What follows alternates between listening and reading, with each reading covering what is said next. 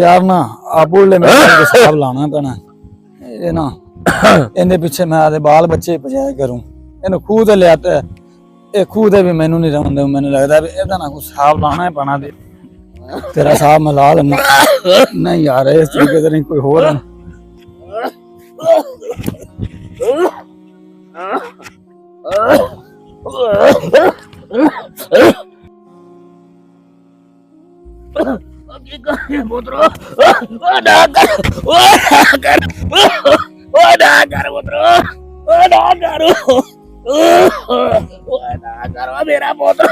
स्वार्थ कज लवा वेख ना लवे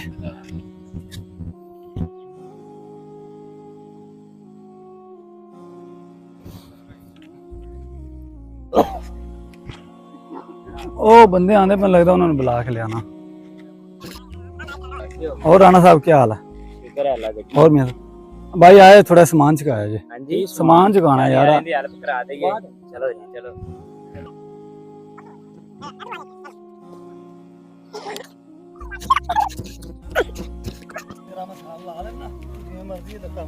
ओ छाड़ दे पोतरो नहीं आज मैं तेरा साहब ला लेना पोतरो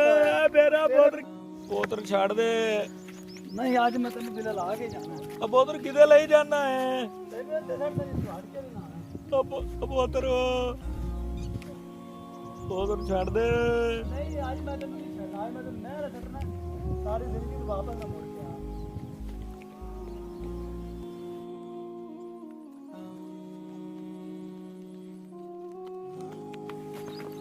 बस बाबा टेंशन नहीं होना तो पहुंच जाएंगे केड़ी मंजिल ते पोतर पहुंच आए अब देख ना जी पहुंच गए बस ये ते पोतर किधे ले आंदा ई तेन करना है साले का रात बनाया होया है पोतर इथे राह साट बैठू मारो अगा थुड़ गया साट के इथे पोतर बह आदे प्यो नू सत्या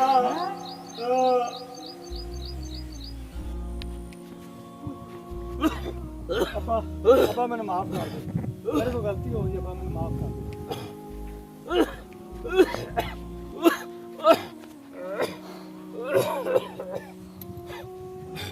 अपा मैंने माफ कर दे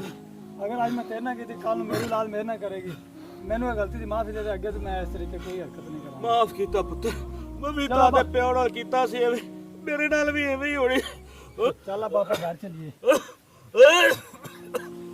अब मैंने माफ कर देगा तो बाद मैं कोई ऐसी हरकत नहीं करूंगा मैं बीवी बच्चे छाड़ दूंगा लेकिन ਤੁਹਾਨੂੰ नहीं छड़ाऊंगा